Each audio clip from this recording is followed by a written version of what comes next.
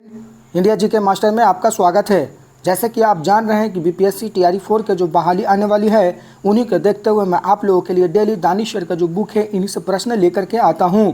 आप इस बुक में देख सकते हैं 1 to 5, 6 to 8, 9, 10, 11, 12। इस बुक में सारा प्रश्न टीआरई 1, टीआरई 2 और टीआरई 3 का पूछा हुआ प्रश्न है। जो यह बुक बहुत महत्वपूर्ण हो जाती है क्योंकि बीपीएससी जो बोर्ड का द्वारा जो पूछा हुआ प्रश्न होता है वो बहुत इंपॉर्टेंट होता है। आगामी आने वाले टीआरई 4 के लिए यहाँ से प्रश्न आपको देखने को मिल सकती है। इस बुक में 1200 प्रश्न प्लस दिया हुआ है। मैं आप लोगों के लिए डेली इसी से प्रश्न लेकर के आता हूँ। अभी हम लोग ज्योग्राफी का सेशन चला रहे हैं, हिस्ट्री का हम लोग पूरा कंप्लीट कर चुके हैं। आप अगर पिछले हमारे वीडियो नहीं देखें, ज्योग्राफी और हिस्ट्री का दोनों मिल जाएगा, आप हमारे चैनल पर देख लें, वहाँ आपको सारा क्लास मिल जाएगा। आप हमारे चैनल पर नए हैं तो चैनल को लाइक, सब्सक्राइब और शेयर जरूर कर दें। हम लोग ज्योग्राफी का 307 प्रश्न आज देखेंगे। पिछला प्रश्न 306 हम लोग ज्योग्राफी का देख चुके थे। अगर नहीं देखें हमारे पिछले वीडियो तो जा करके देख लें। चलिए आज हम लोग 307वां प्रश्न ज्योग्राफी का देखते हैं। चलिए हम लोग 307वां प्रश्न अभी देखते हैं। मैंने आप लोगों के लिए मैं प्रश्न पूछा था जो 307 होमवर्क दिए थे। बहुत सारे कमेंट बॉक्स में इनका अच्छा जवाब आया है, जैसे आप देख सकते हैं। चलिए मैं 307 पहले देख लेते हैं प्रश्न क्या था जो होमवर्क हम दिए थे। आप हमारे कमेंट बॉक्स में ज़रूर जवाब दीजिएगा। अगर आप हमारे चैनल पर नए हैं तो चैनल को लाइक, सब्सक्राइब और शेयर जरूर कर दीजिएगा ताकि मैं वीडियो अपलोड करूं तो आप लोगों को समय सूचना प्राप्त हो जाए। आने वाले आगामी टीआरई 4 के लिए या परीक्षा के लिए बहुत महत्वपूर्ण इंपॉर्टेंट प्रश्न है। चलिए इसका हम लोग देख लेते हैं 307 का आंसर क्या हो जाएगा। बहुत सारे प्रश्न का आंसर भी आया था कमेंट बॉक्स में। आप हमारे कमेंट बॉक्स में जवाब देते हैं। अगर हमारे चैनल को आप सब्सक्राइब करते हैं तो हमारा परिवार बढ़ेगा और परिवार बढ़ेगा तो हम और मेहनत करेंगे। टीआरई 4 आने से पहले मैं पूरा बुक 1200 प्रश्न का पूरा कंप्लीट करवा दूंगा। चलिए इसका आंसर हम लोग देख लेते हैं। इसका आंसर क्या है? इसका आंसर हो जाएगा बी, 10%। बहुत अच्छा जवाब भी रहा कमेंट बॉक्स में। बहुत सारा का प्रश्न का जवाब अच्छा रहा। चलिए हम लोग देखते हैं 307 प्रश्न का समरी देख लेते हैं क्या कह रहा है। कह रहा है, प्रश्न फिर से पढ़ करके समझा देते हैं, आप लोगों को समझ में आ जाएगा।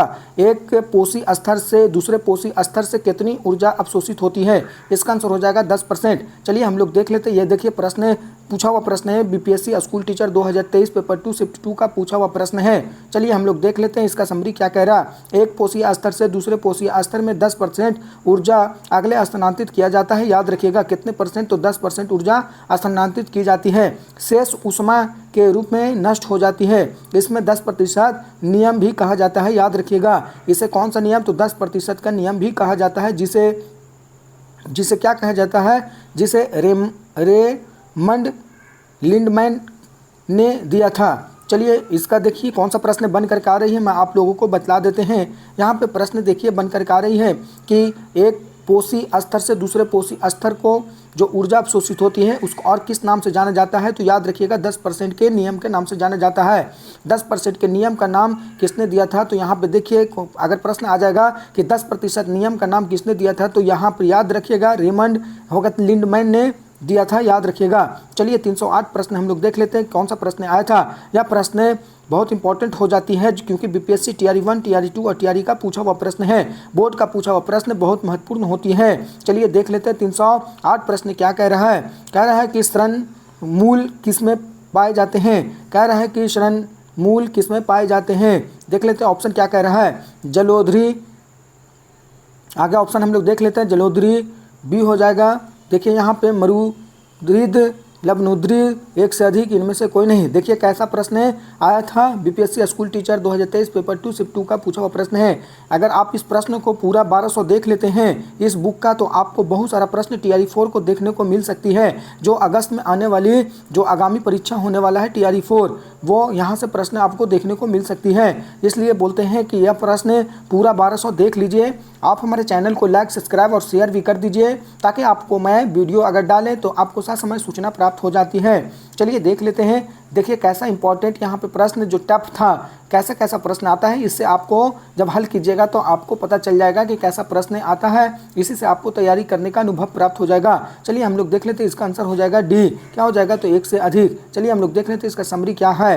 कह रहा है कि शरणमूल जलरोधी, लवणरोधी दोनों पादपों में पाए जाते हैं। वे पौधा उन स्थानों पर पाए जाते हैं जहाँ की जमीन में ऑक्सीजन की मात्रा बहुत कम न के बराबर होती है। इन पौधों की जड़ों के कुछ भाग जमीन से बाहर आते हैं। वे श्रवण मध्य मदद करते हैं उन्हीं श्रवण मूल कहते हैं, याद रखिएगा। चलिए इसका देखिए प्रश्न बना करके बतला देते हैं, कौन सा प्रश्न बन करके आ सकती है। श्रवण मूल जलरोधी यानी लवणरोधी दोनों पादपों में पाया जाता है, याद रखिएगा, दोनों पादपों में पाया जाता है। पौधे एक स्थान में पाए जाते हैं। जमीन में ऑक्सीजन की मात्रा कमी बहुत न के बराबर होती है, याद रखिएगा। आगे देख लेते हैं 309 क्या कह रहा है प्रश्न को हम लोग देख लेते हैं। जेरोफाइट निम्नलिखित में से किस प्रकार की वनों में पाए जाते हैं। यहाँ पे देखिए जेरोफाइट निम्नलिखित में से किस प्रकार के वनों में पाए जाते हैं। पर्वतीय वन, आर्द्र पर्वतीय वन, मरुस्थलीय वन, एक से अधिक, इनमें से कोई नहीं। बीपीएससी टीआरई 3 2024 का कैंसिल जो परीक्षा हुआ था उसी का प्रश्न पूछा हुआ है। चलिए इसका आंसर बतला दीजिए। इसका आंसर हो जाएगा सी, मरुस्थलीय भूमि को जेरोफाइट कहा जाता है, याद रखिएगा। यानी मरुस्थलीय वन जो रहेंगे उसी को हम लोग जेरोफाइट के नाम से भी जाना जाता है, याद रखिएगा। चलिए हम लोग समरी देख लेते हैं क्या कह रहा है, जो मोस्ट इंपॉर्टेंट है। यहाँ से प्रश्न आपको देखने को मिल सकती है बोर्ड में, बोर्ड का पूछा हुआ प्रश्न इंपॉर्टेंट होती है, बहुत महत्वपूर्ण होती है। आप हमारे पिछले वीडियो अगर हिस्ट्री का नहीं देखें, अभी हम लोग ज्योग्राफी देख रहे हैं, ज्योग्राफी और हिस्ट्री दोनों देख लीजिए, आपको वहाँ से प्रश्न बहुत सारा प्राप्त हो जाएगा। चलिए देख लेते हैं इसका। जेरोफाइट वे पौधे हैं जो बहुत शुष्क स्थानों में जीवित रहने का सक्षम होती है, याद रखिएगा। आपसे प्रश्न पूछा जाएगा उस जीवित सक्षम पौधे का नाम बतलाइए जो शुष्क स्थानों पर जीवित रह सकता है, उसको बोलते हैं जेरोफाइट्स, याद रखिएगा। वे आमतौर पर रेगिस्तानी क्षेत्रों में पाए जाते हैं। आगे देखिए, जब पानी प्रचुर मात्रा में होता है तो उनकी वाष्प उत्सर्जन की दर अन्य पौधे के आसान होती है, याद रखिएगा। लंबे समय तक सूखे की स्थिति में भी उनके पास जीवित रहने के लिए कई तरीके हैं जिसको सफल बनाते हैं। देखिए इसके दो प्रश्न बन सकते हैं यहाँ पे। आपसे पहला प्रश्न तो यही बन रहा है कि रेगिस्तान में पाए जाने वाले पौधों को क्या कहा जाता है, तो याद रखिएगा जेरोफाइट्स कहा जाता है। आगे देखिए, शुष्क के स्थानों में जीवित रहने वाले सक्षम पौधा कौन सी है, तो जेरोफाइट्स, याद रखिएगा। या जब पानी की प्रचुर मात्रा में होती है तो उनकी वाष्पोत्सर्जन की दर अन्य पौधों को समान होती है। चलिए हम लोग आगे देख लेते हैं, 310 प्रश्न देख लेते हैं क्या कह रहा है। आप हमारे चैनल पर नए हैं तो चैनल को लाइक, सब्सक्राइब और शेयर जरूर कर दें। आप हमारे चैनल को सब्सक्राइब कर दें। आप हमारे चैनल को जब सब्सक्राइब करते हैं तो मुझे मोटिवेशन होती है, मैं और आपको वीडियो ज़्यादा लंबा तक दे सकता हूँ। चलिए देख लेते हैं क्या कह रहा है। यहाँ पे झुग्गी बस्तियों को किस नाम से जाना जाता है। देखिए प्रश्न आया था 310 का कि झुग्गी बस्तियों को किस नाम से जाना जाता है। यहाँ पर ऑप्शन देख लेते हैं क्या कह रहा है। स्विट्जरलैंड, सैंटी टाउन, अनौपचारिक बस्तियाँ, एक से अधिक, इनमें से कोई नहीं। बीपीएससी टीआरई 3 2024 कैंसिल जो परीक्षा हुआ था उन्हीं का पूछा हुआ प्रश्न है। देखिए इसका आंसर हो जाएगा डी, एक से अधिक। चलिए हम लोग देख लेते हैं समरी क्या कह रहा है। यहाँ पे देख लेते हैं हम लोग समरी क्या कह रहा है। कह रहा है कि अनधिकृत बस्तियों को औपचारिक बस्तियों या सफलतापूर्वक बस्तियों भी कहा जाता है, याद रखिएगा। तथा उन कानूनी स्वामित्व प्राधिकरण के बिना भूमि बेहतरीन ढंग से निर्मित आवास इकाइयों को उपस्थिति के रूप में परिभाषित किया जाता है। देख लीजिएगा आप लोग समरी को अच्छे से। इन बस्तियों के अक्सर बुनियादी सुविधाओं और बुनियादी ढांचाओं तक पहुंच नहीं होती है, बिल्कुल सही बात है। देखिए यहाँ पे क्या कह रहा है कि इन जो बस्तियों यानी झुग्गी झोपड़ियों में मूलभूत सुविधाएं जो होती है, जो ढांचा बुनियाद होते हैं, वहाँ तक वो नहीं पहुँच पाती है। आगे देखते हैं कई शहरों में, यहाँ पे देख सकते हैं कई शहरों में जनसंख्या एक बड़ा हिस्सा घटिया स्तर के आवासों में रहता है, जैसे कि झुग्गी झोपड़ियाँ और अवैध बस्तियाँ, जहाँ अक्सर भीड़ भाड़, खराब स्वच्छ और बुनियादी सेवाओं तक पहुँच का अभाव होती है, बिल्कुल सही बात है। चलिए 311 हम लोग देख लेते हैं प्रश्न क्या आया था। देखिए यहाँ पे निम्नलिखित में से कौन सा द्वितीय प्रदूषक है। यहाँ पे प्रश्न आया था कि निम्नलिखित में से कौन सा द्वितीय प्रदूषक है। PAN, SO2, नोजेन, एक से अधिक, इनमें से कोई नहीं। BPSC school teacher 2023 paper 2 shift 2 का पूछा हुआ प्रश्न है। चलिए इसका आंसर हो जाएगा डी, एक से अधिक। हम लोग देख लेते हैं समरी क्या कह रहा है। प्राथमिक प्रदूषण की परस्पर क्रिया, प्राथमिक प्रदूषण की परस्पर क्रिया और प्रतिक्रिया द्वारा निर्मित प्रदूषकों को द्वितीय प्रदूषक के रूप में जाना जाता है, याद रखिएगा। जैसे ओजोन होगा, PAN, SO2 आदि द्वितीय प्रदूषक हैं, जबकि प्राथमिक प्रदूषक जो प्रत्यक्ष तौर पर वायु प्रदूषण के कारण से बनते हैं, जैसे कार्बन। अब देखिए यहाँ पे प्रश्न मैं आप लोगों को बतला देते हैं। द्वितीय, पहला प्रश्न तो यही है कि द्वितीय प्रदूषक के रूप में किसे जाना जाता है, तो याद रखिएगा ओजोन को, पैन को, SO2 को द्वितीय प्रदूषक माना जाती है। और प्राथमिक, यहाँ पे देखिए प्रश्न आएगा कि प्राथमिक प्रदूषक के नाम से आमतौर पर किसे जाना जाता है, तो याद रखिएगा जो वायु से होती है, जैसे कार्बन। आगे देख लेते हैं क्या कह रहा है। आप हमारे चैनल पर नए हैं तो चैनल को लाइक, सब्सक्राइब और शेयर जरूर कर दें। देखिए यहाँ पे मोनो ऑक्साइड हो जाएगा, मोनो ऑक्साइड, नाइट्रोजन, के ऑक्साइड, सल्फर डाइऑक्साइड, कनिक तत्व, यानी ये सब जो है प्राथमिक आएगा। चलिए हम लोग देख लेते हैं 312 क्या कह रहा है। कह रहा है कि निम्नलिखित में से 312 क्या है, तो हम लोग देख लेते हैं। निम्न यहाँ पे देखिए, पारिस्थितिकी तंत्र में ऊर्जा प्रवाह का 10% नियम दिया था। अभी जस्ट हम पिछले प्रश्न में आपको मैं बतलाया था कि 10% का नियम किसने दिया था। पारिस्थितिकी तंत्र में ऊर्जा का प्रवाह का 10% नियम किसने दिया था? लिंडमैन के द्वारा, हलक के द्वारा, एलेंटन के द्वारा, एक से अधिक, इनमें से कोई नहीं। BPSC school teacher 2023 paper 2 shift 2 का पूछा हुआ प्रश्न है। चलिए इसका आंसर बतलाइएगा। इसका आंसर हो जाएगा ए, लिंडमैन के द्वारा। चलिए हम लोग और देख लेते हैं समरी क्या कह रहा है। पारिस्थितिकी तंत्र में ऊर्जा प्रवाह का 10% का नियम लिंडमैन के द्वारा दिया गया था, याद रखिएगा। इस नियम के अनुसार पोषी स्तर से दूसरे पोषी स्तर में 10% ऊर्जा स्थानांतरित होता है, शेष ऊर्जा वातावरण में लुप्त हो जाती है, याद रखिएगा। चलिए प्रश्न बना करके मैं बतला देता हूँ, आगे याद रखिएगा। यहाँ पे पहले प्रश्न तो यही बन करके आ रहा है कि 10% नियम किससे संबंधित है, तो याद रखिएगा पारिस्थितिकी तंत्र के ऊर्जा प्रवाह से। याद रखिएगा 10% का नियम किससे संबंधित है, तो पारिस्थितिकी तंत्र के ऊर्जा प्रवाह को 10% का नियम कहा जाता है, पहला याद रखिएगा। दूसरा मैं बतला देता हूँ कि 10% नियम किसने दिया था, किसके द्वारा, तो लिंडमैन के द्वारा दिया गया था, याद रखिएगा इसका। अब 10% का नियम का उदाहरण अगर जानना चाहते हैं तो मैं आप लोगों को बतला देते हैं। यानी इसके अनुसार एक पोषी स्तर से दूसरे पोषी स्तर को 10% ऊर्जा का स्थानांतरित होता है, इसलिए उसे 10% का नियम कहा जाता है। किसने कहा था, तो लिंडमैन के द्वारा, जो पारिस्थितिकी तंत्र से संबंधित है, याद रखिएगा। चलिए हम लोग देख लेते हैं 313 प्रश्न क्या कह रहा है। आप हमारे चैनल पर नए हैं तो चैनल को लाइक, सब्सक्राइब और शेयर जरूर करते हैं। चलिए हम लोग देख लेते हैं क्या कह रहा है कि पारिस्थितिकी तंत्र में वाई आकार का ऊर्जा प्रवाह मॉडल किसके द्वारा दिया गया था। पारिस्थितिकी तंत्र में वाई आकार का ऊर्जा प्रवाह मॉडल किसके द्वारा दिया गया था? ओडम, लिंडमैन, क्लीमेंट्स, एक से अधिक, इनमें से कोई नहीं। BPSC school teacher 2023 paper 2 shift 2 का पूछा हुआ प्रश्न है। चलिए इसका आंसर बतलाइएगा। इसका आंसर हो जाएगा ए, ओडम हो जाएगा। चलिए हम लोग देख लेते हैं समरी क्या कह रहा है। कह रहा है पारिस्थितिकी तंत्र में वाई आकार का ऊर्जा प्रवाह मॉडल ओडम के द्वारा दिया गया था, याद रखिएगा। यहाँ पे क्या प्रश्न है, तो यहाँ पे देखिए इसका समरी देख रहे हैं हम लोग। कह रहा है पारिस्थितिकी तंत्र में वाई आकार का ऊर्जा प्रवाह मॉडल किसके द्वारा दिया गया था, तो ओडम के द्वारा दिया गया था। लिंडमैन ने ऊर्जा के प्रवाह को 10% का नियम का प्रतिपादित किया था, याद रखिएगा। आपसे प्रश्न आ जाएगा कि पारिस्थितिकी तंत्र में वाई आकार का ऊर्जा का प्रवाह का नियम किसने दिया था, तो याद रखिएगा ओडम। और 10% का प्रतिपादन का नियम किसने के द्वारा किया गया था, तो लिंडमैन के द्वारा, याद रखिएगा। चलिए आगे 314 प्रश्न हम लोग देख लेते हैं क्या कह रहा है। आप हमारे चैनल पर नए हैं तो चैनल को लाइक, सब्सक्राइब और शेयर जरूर कर दें।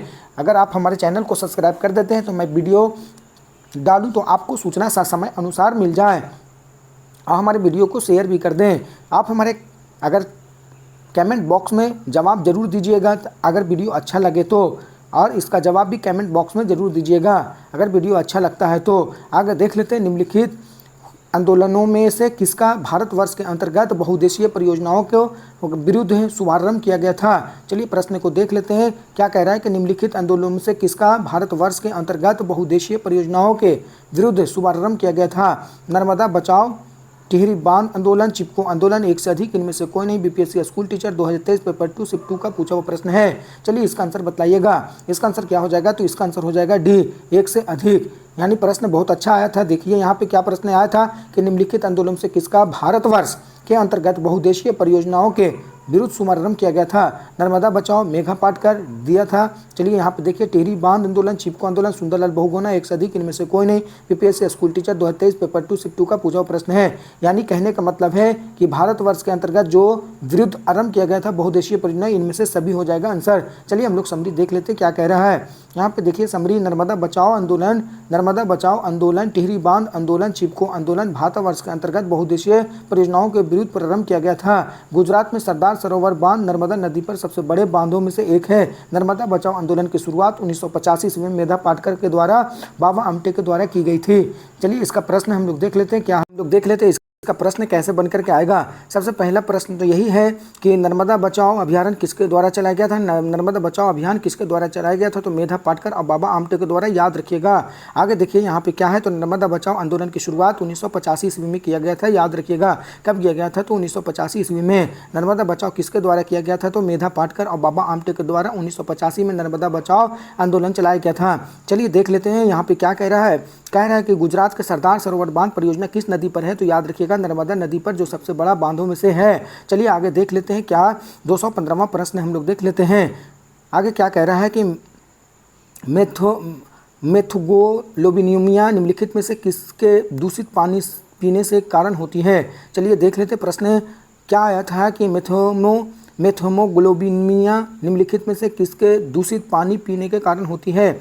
देख लेते हैं ऑप्शन क्या है, नाइट्रेट, कैडमियम, फास्फोरस, एक से अधिक इनमें से कोई नहीं। BPSC school teacher 2023 paper 2 shift 1 का पूछा हुआ प्रश्न है। आप हमारे चैनल पर नए हैं तो चैनल को लाइक, सब्सक्राइब और शेयर जरूर कर दें। अगर आप हमारे पिछले वीडियो अगर हिस्ट्री का और ज्योग्राफी का नहीं देखें तो आप देख ले, अभी हम ज्योग्राफी का सेशन चला रहे हैं। कुछ दिन बाद 337 प्रश्न हम लोग पूरा कंप्लीट कर लेंगे। जो बीपीएससी टीआरई 1, टीआरई 2 और टीआरई 3 का पूछा हुआ प्रश्न ज्योग्राफी का 337 प्रश्न इस बुक में दिया हुआ है, जो बहुत इंपॉर्टेंट प्रश्न हो जाती है। यहाँ इंपॉर्टेंट इसलिए प्रश्न हो जाता है क्योंकि बोर्ड का पूछा हुआ प्रश्न बहुत महत्वपूर्ण हो जाती है। देखिए यहाँ पे आंसर हो जाएगा नाइट्रेट। क्या हो जाएगा? नाइट्रेट। चलिए इसका हम लोग देख लेते हैं समरी क्या कह रहा है। मेथ्रोगोलोबिनिमिया रोग नाइट्रेट के उच्च पानी और सब्जियों के सेवन नाइट्रेट युक्त रसायनों के संपर्क में आने से होती है। याद रखिएगा, जो नाइट्रेट के उच्च स्तर से पानी पीते हैं, नाइट्रेट दूषित पानी से बने खाद्य पदार्थ होते हैं, ऑक्सीजन की कमी के कारण गंभीर स्वास्थ्य हानि विकसित करते हैं। चलिए आगे हम लोग देख लेते हैं 316 प्रश्न क्या कह रहा है। देख लेते हैं 316 का प्रश्न क्या है। यहाँ पे देखिए पारिस्थितिकी तंत्र में ऊर्जा का प्रवाह है। यहाँ पे प्रश्न आया था 316 क्या है, देख लेते हैं हम लोग कौन सा प्रश्न है। 316 निम्नलिखित, यहाँ पे देखिएगा पारिस्थितिकी तंत्र में ऊर्जा का प्रवाह होता है। कह रहा पारिस्थितिकी तंत्र में ऊर्जा का प्रवाह होता है बहुदिशिक, एक दिशिक, त्रिदिशिक, एक से अधिक इनमें से कोई नहीं। देखिए कहाँ पूछा हुआ प्रश्न है, BPSC school teacher 2023 paper 2 shift 1 का पूछा हुआ प्रश्न है। चलिए हम लोग देख लेते हैं इसका आंसर क्या है। तो इसका आंसर हो जाएगा बी हो जाएगा। क्या हो जाएगा? बी। प्रश्न क्या आया था, तो पारिस्थितिकी तंत्र में ऊर्जा का प्रवाह है तो उसे क्या कहते हैं? एक दिशिकी। क्या, चलिए इसका हम लोग समरी देख लेते हैं क्या कह रहा है। कह रहा है कि पारिस्थितिकी तंत्र में ऊर्जा का प्रवाह एक दिशिक होते हैं। याद रखिएगा, पारिस्थितिकी तंत्र में ऊर्जा का प्रवाह एक दिशिक होते हैं तथा इसमें सौर ऊर्जा की ही ऊर्जा का एकमात्र स्रोत है। याद रखिएगा, प्रकाश संश्लेषण द्वारा पादप सूर्य की होगा विकिरण ऊर्जा का प्रयोग करके कार्बनिक पदार्थों में खाद्य व निर्माण कर देती है। याद रखिएगा। चलिए हम लोग देख लेते हैं आगे 317वां प्रश्न क्या है। जो प्रश्न आया था आगे देख लेते हैं, निम्नलिखित में से कौन सा पारिस्थितिकी तंत्र का संघटक है। कह रहा है निम्नलिखित में से कौन सा होगा परितंत्र का घटक है। अब देख लेते हैं ऑप्शन क्या आया था, जंतु, पादप, सूक्ष्मजीव, एक से अधिक इनमें से कोई नहीं। BPSC school teacher 2023 paper 2 shift 1 का पूछा हुआ प्रश्न है। चलिए इसका आंसर बताइएगा। इसका आंसर हो जाएगा डी, एक से अधिक। प्रश्न क्या आया था, तो निम्नलिखित में से कौन सा परितंत्र का संघटक है। इसका आंसर हो जाएगा एक से अधिक। मतलब देख लेते हैं इसका, यहाँ पे आपको समरी से आपका प्रश्न हल हो जाएगा। देख लीजिए समरी क्या कह रहा है। कह रहा है कि पारिस्थितिकी तंत्र के दो घटक हैं। याद रखिएगा, परितंत्र के दो घटक हैं। कौन सा? एक है जैविक घटक और दूसरा है अजैविक घटक। जैविक घटकों में हरे पौधे, उपभोक्ता, अपघटक शामिल होते हैं, जबकि अजैविक घटक में वायु, जल, ऊर्जा, ताप, प्रकाश, मृदा इत्यादि होते हैं। प्रश्न कौन सा बनकर के आ रही मैं आप लोगों को बतला देते हैं। प्रश्न सबसे पहले कि जल, सौर ऊर्जा, ताप, प्रकाश, मृदा इत्यादि कौन सा जैविक घटक है, तो याद रखिएगा अजैविक घटक है। याद रखिएगा। देख लेते हैं जैविक घटक किसको कहेंगे। कहेंगे पारिस्थितिकी के दो घटक होते हैं, एक जैविक घटक और दूसरा अजैविक घटक। आपसे प्रश्न आएगा कि आपसे प्रश्न आएगा परितंत्र के कितने घटक है, तो याद रखिएगा दो, एक है जैविक और दूसरा है अजैविक घटक। जैविक घटक किसको कहेंगे, कौन सा आएगा जैविक घटक में कौन कौन शामिल किया जाएगा, तो हरे पौधा, उपभोक्ता और अपघटक शामिल होते हैं, उसको जैविक घटक कहते हैं। याद रखिएगा, जैविक घटक में हरे पौधे आ जाएंगे, उपभोक्ता आ जाएंगे, अपघटक आ जाएंगे। और अजैविक घटक में कौन आएंगे, तो याद रखिएगा जल आ जाएगा, सौर ऊर्जा, वायु, ताप, प्रकाश इत्यादि आएंगे। चलिए देख लेते हैं आगे का प्रश्न कौन सा है। 318 प्रश्न हम लोग देख लेते हैं। आप हमारे चैनल पर नए हैं तो चैनल को लाइक, सब्सक्राइब और शेयर जरूर कर दीजिएगा। यह वीडियो बनाने में बहुत मेहनत लगती है। आप हमारे चैनल को अगर सब्सक्राइब करते हैं तो हमें मोटिवेशन मिलती है। आप हमारे चैनल को जरूर सब्सक्राइब कर दीजिएगा ताकि मैं आप लोगों को वीडियो अगर डालूँ तो समय सूचना प्राप्त हो जाए। मैं आप लोगों को 1200 प्रश्न पूरा कंप्लीट करवाएंगे। हम लोग 1200 प्रश्न बहुत नज़दीक ही में हम लोग यहाँ अगस्त आते आते मैं आप लोगों को पूरा प्रश्न क्लियर करवा दूंगा। बस आप हमारे चैनल पे बने रहें। मैं आप लोगों को पूरा का पूरा वादा करते हैं, मैं पूरा पूछा हुआ प्रश्न कंप्लीट करवा दूंगा। और आपको यकीन नहीं तो देखिएगा TRE 4 में बहुत सारा प्रश्न इसमें देखने को मिल सकती है। निम्नलिखित में से कौन सा एक अजैविक कारक नहीं है? प्रश्न आया था 318, देख लीजिए। निम्नलिखित में से कौन सा एक अजैविक कारक नहीं है? नमी, जानवर, ऊंचाई, एक से अधिक, इनमें से कोई नहीं। BPSC TRE 3 2024 का पूछा हुआ प्रश्न है। चलिए इसका आंसर बतलाइएगा। इसका आंसर हो जाएगा बी हो जाएगा। क्या हो जाएगा? तो बी हो जाएगा। बी में क्या है तो याद रखिएगा जानवर। कौन सा प्रश्न आया था? निम्नलिखित में से कौन सा एक अजैविक कारक नहीं है? तो जानवर। चलिए हम लोग देख लेते हैं इसका समरी क्या कह रहा है।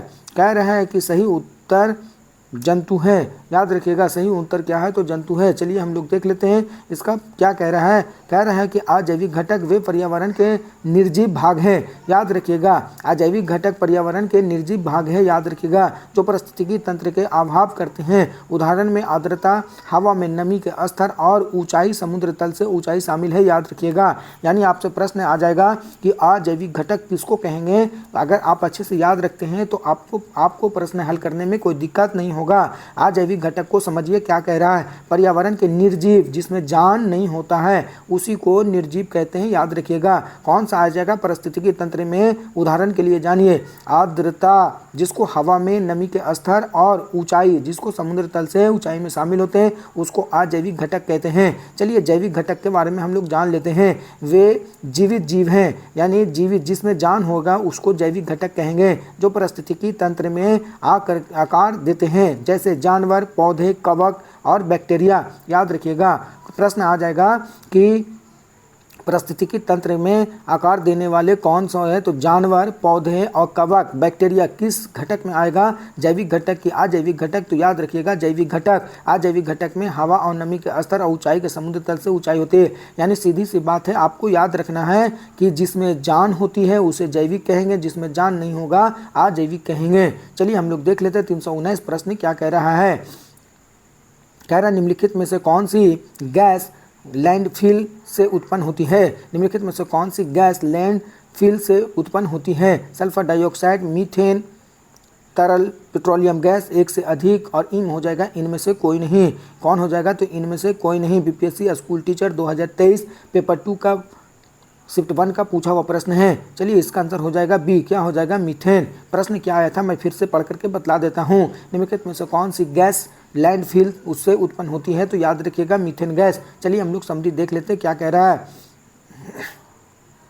लैंडफिल से मीथेन गैस यानी CH4 यानी मीथेन का सूत्र क्या होता है तो याद रखिएगा CH4 उत्पन्न होती है। लैंडफिल जो है मीथेन गैस से यानी उत्पन्न होती है। लैंडफिल अपशिष्ट पदार्थों को दफनाने के लिए बनाए गए गैर बायोडिग्रेडेबल कचरे के लिए विस्तृत भंडार क्षेत्र है। याद रखिएगा जिसमें प्राकृतिक रूप से बैक्टीरिया द्वारा गैस उत्पन्न होती है। Carbon dioxide gas, methane gas, nitrogen और यहाँ पे है हाइड्रोजन सल्फाइड लैंडफिल गैस में है। याद रखिएगा आपसे प्रश्न आ जाएगा कि इनमें से कौन सा लैंडफिल गैस है तो याद रखिएगा लैंडफिल गैस में कौन कौन से आएगा तो याद रखिएगा यहाँ पे carbon dioxide gas, methane gas, nitrogen और हाइड्रोजन सल्फाइड लैंडफिल गैस है। याद रखिएगा। चलिए देखिए लैंडफिल गैस किसको कहेंगे तो मैं फिर से बतला देता हूँ किसके लिए। तो यहाँ पे देखिए लैंडफिल अपशिष्ट पदार्थों से को जो दफनाए जाते हैं और उसको बनाया जाता है उसको क्या कहा जाता है? गैर बायोडिग्रेडेबल कचरे से एक विस्तृत भंडार क्षेत्र है। याद रखिएगा आपसे प्रश्न आ जाएगा कि गैर बायोडिग्रेडेबल किससे संबंधित है तो याद रखिएगा कचरे के एक विस्तृत भंडार क्षेत्र से है। याद रखिएगा आपसे पूछा जाएगा लैंडफिल में कौन कौन सी गैस मौजूद होती है तो याद रखिएगा carbon dioxide gas, methane gas, nitrogen और हाइड्रोजन सल्फाइड लैंडफिल गैस है। याद रखिएगा। चलिए 320 प्रश्न हम लोग देख लेते हैं क्या कह रहा है। कह रहा है निम्नलिखित में से कौन जंगल में आहार श्रृंखला का प्रतिनिधित्व करता है? निम्नलिखित में से कौन सा जंगल में आहार श्रृंखला का प्रतिनिधित्व करता है? पादप, हिरन, शेर, पादप, मेढक, सांप, पादप, खरपतवार, मछली, एक से अधिक, इनमें से कोई नहीं। देखिए कहाँ पूछा हुआ प्रश्न है तो याद रखिएगा BPSC school teacher 2023 paper 2 shift 1 का पूछा हुआ प्रश्न है। प्रश्न बहुत अच्छा है। चलिए देख लेते हैं। देखिए यहाँ पे प्रश्न बहुत अच्छा आया था मैं फिर से पढ़ करके बता देते हैं। जंगल में कह रहा निम्नलिखित में से कौन जंगल में आहार श्रृंखला का प्रतिपादित करता है? पादप, हिरन, शेर, पादप, मेढक, सांप, पादप, खरपतवार, मछली, एक से अधिक इनमें से कोई नहीं। BPSC school teacher 2023 paper 2 shift 1 का पूछा हुआ प्रश्न है। चलिए इसका हम लोग समरी देख लेते हैं क्या कह रहा है। इसका आंसर क्या है तो आप जरूर आंसर बतलाइएगा। चलिए इसका आंसर हम लोग देखते हैं। इसका आंसर हो जाएगा ए। क्या हो जाएगा तो ए हो जाएगा, याद रखिएगा। कौन सा हो जाएगा, पादप, हिरन और शेर हो जाएगा। चलिए हम लोग समरी देख लेते हैं क्या कह रहा है। पादप, इसको देखिए सजा लीजिएगा। एक कहता पादप, हिरन, शेर यह श्रृंखला जंगल में आहार श्रृंखला का प्रतिनिधित्व करती है। याद रखिएगा पादप में कौन सा आ जाएगा तो पादप हो जाएगा, पादप, हिरन, देखिए यहाँ पे लिखा हुआ है पादप, हिरन, शेर यह श्रृंखला जंगल के आहार श्रृंखला का प्रतिपादित करती है। चलिए आज का प्रश्न यहाँ तक ही, 320 हम प्रश्न यहाँ तक ही समाप्त करते हैं ताकि वीडियो ज़्यादा लंबी ना हो जाए। आप हमारे चैनल पर नए हैं तो चैनल को लाइक, सब्सक्राइब और शेयर जरूर कर दें। देखिए आप हमारे अगर पिछले वीडियो हिस्ट्री और नहीं देखें और ज्योग्राफी नहीं देखें तो जाकर हमारे चैनल पर देख लें और हमारे चैनल को लाइक और सब्सक्राइब और शेयर जरूर कर दें ताकि सूचना के अनुसार जब हम वीडियो डालें तो आपको साथ समय प्राप्त हो जाए। चलिए यहाँ तक ही मैं वीडियो को समाप्त करते हैं। कल हम लोग 321वां प्रश्न देखेंगे। मैं आपके लिए यहाँ पे प्रश्न होमवर्क देना चाह रहा हूँ, आप कमेंट बॉक्स में जरूर जवाब दीजिएगा।